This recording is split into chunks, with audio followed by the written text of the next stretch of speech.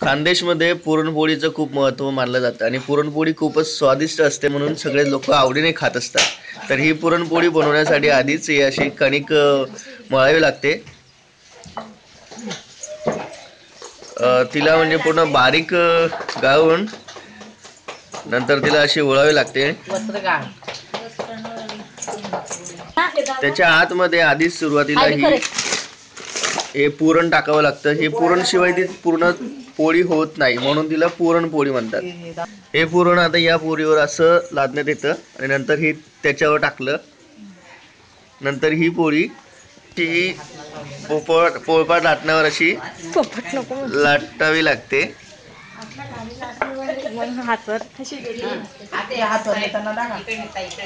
त्याच्यानंतर हे बघा, ही अशी वर फेकून आपण हसायला येतं हे असे बघून बघून, पण अशा खानदेशामध्ये खूपच अशा बायका आहेत की त्यांनाच फक्त हे येतात, बाकीच्याकडे नाही येत असं कोणाला। चुलीवर ती चपाती जास्त स्वादिष्ट लागते। खापरीवर आता ही बघा अशी झाली आली, नंतर इथं आली, त्याच्यानंतर हिला अशी घडी करावी लागते।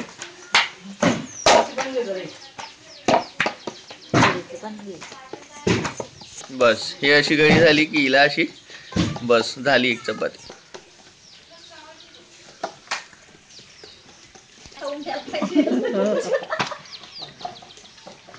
खानदेशामध्ये चुलीवर सगळे स्वयंपाक करतात आणि त्या चुलीवरचं जेवण खूप स्वादिष्ट लागतं, त्यामुळे खूप रुचकीने लोक, शहरातले लोक सुद्धा चुलीवरचं जेवण आता हॉटेलमध्ये मागायला लागले।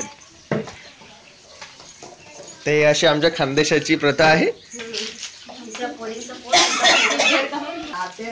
आणि म्हणलं म्हणजे ही पुरणपोळी सहजासहजी कोणालाही नाही जमत, हल्लीच्या मुलींना तर अजिबात नाही जमणार। तर शिका, हा खायला तेवढं जमतं हे नक्की।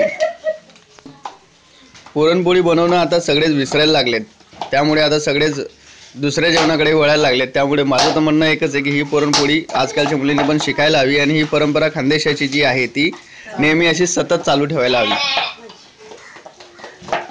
बाय।